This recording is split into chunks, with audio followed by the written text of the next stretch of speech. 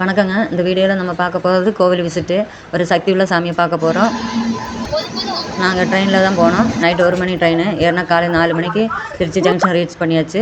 அங்கேருந்து பஸ்ஸில் Trichy bus stand போயிட்டோம். அப்புறம் பஸ் ஏறி கோவில் போனோம். கோவில் பக்கத்துலேயே ரூம் எடுத்து குளித்து ஃப்ரெஷ் ஆகி கோவிலுக்கு போயாச்சு. இதாங்க கோவில். பழைய மண்டபமெல்லாம் இடிச்சிட்டு புதுசாக கட்ட போகிறாங்க. பூரா பாருங்கள், இடித்து காம்ப்ளெக்ஸ் எல்லாமே இடிச்சிட்டாங்க. கடை எல்லாமே. சக்தி வாய்ந்த சாமி வேறு யாரும் இல்லை, சமயபுரம் மாரியம்மன் தான். கோவில் போகிறதுக்கு முன்னாடி ஒரு சின்ன வேண்டுதல். கோவிலில் கூட்டம் கம்மி, ஸோ சீக்கிரம் லைன் மூவ் ஆயிடுச்சு. கோவிலில் உள்ள ஃபோட்டோ வீடியோ எடுக்க அலோடு இல்லை. சாமி ரொம்ப அழகாக அலங்காரம் பண்ணியிருந்தாங்க. நிம்மதியாக சாமி கும்பிட்டு வெளியே வந்துட்டோம். இதாங்க மண்டபம். பிரசாதம் எல்லாம் அங்கே வாங்கிக்கலாம். மேலே லிங்கம் பாருங்கள், 10 தலை மாரியம்மன் எல்லாம் அழகாக பெயிண்ட் பண்ணியிருக்காங்க. இப்போ வெளியில் போவோம். அங்கங்கே மாடு கண்ணுக்குட்டி எல்லாம் நிற்கிது. அதுக்கு பழம் வாங்கி கொடுத்தோம்.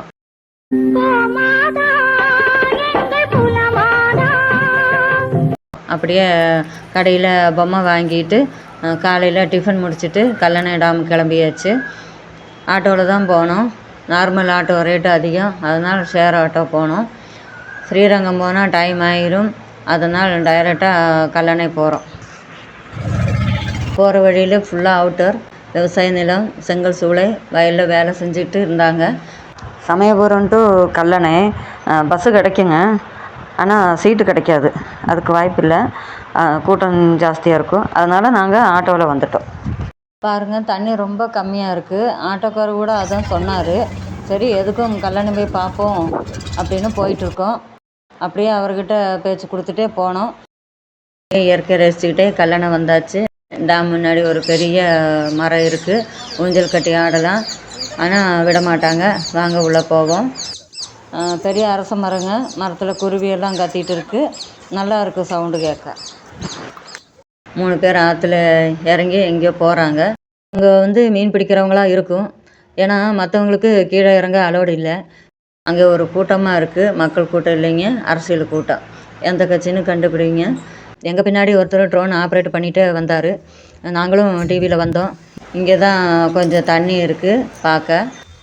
இது என்ன கோவில்னு தெரியல, ஆனால் முன்னாடி கருப்பசாமி இருக்குது அருவாளோட. பாமக கட்சி சார்பாக அன்புமணி ராமதாஸ் வந்திருந்தார். மேகதாது அணையை கட்டுறது எதிர்த்து நடைப்பயணம் செஞ்சார். அவர் கல்லணை வந்த அதே நாள் நாங்களும் போயிருந்தோம். 2 வாரம் ஆச்சு. அவர் சொன்னது கரெக்டு தான். காவிரி ஆற்றுல தண்ணியே இல்லை, கொஞ்சம் கொஞ்சமாக வருது. ஆனால் ஜூலை மாதத்தில் தண்ணி வழிஞ்சு ஓடும்னு கேள்விப்பட்டோம். கல்லணைக்கு அழகே அதுதான். தண்ணி ஃபுல்லாக ஓடும்போது திரும்பி வரலாம். அவர் பார்க்கில் இன்டர்வியூ கொடுத்தாரு.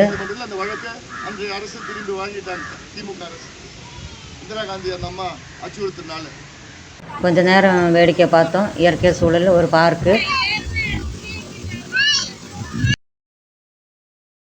நல்லா இருக்குது. மரங்கள் இருந்ததால் காத்தோட்டமாக இருக்குது. மாங்காய், சோளம் எல்லாம் சாப்பிட்டு கிளம்பியாச்சு. கல்லணை டு திருச்சி நீட்டாக பஸ்ஸில் வந்தோம். ஆனால் திருச்சியில் ட்ரெயின் மிஸ் பண்ணிட்டோம். அப்புறம் பஸ்ஸில் போகலான்னு திருச்சி புது பஸ் ஸ்டாண்டு போனோம். எங்களுக்கு வேணுங்கிற பஸ்ஸு கீழே இருக்குது. எங்களை மாடியில் இறக்கி விட்டாங்க. நாங்கள் லிஃப்ட்டில் கீழே போய் எங்கள் ஊருக்கு பஸ்ஸு பிடிச்சி மெதுவாக வந்துட்டோம். 5 மணி நேரம். நீங்கள் சமயபுரம் கல்லணையெல்லாம் போயிருந்தீங்கன்னா கமெண்ட் பண்ணுங்கள். மறக்காமல் சப்ஸ்கிரைப் பண்ணுங்கள். தேங்க்யூ.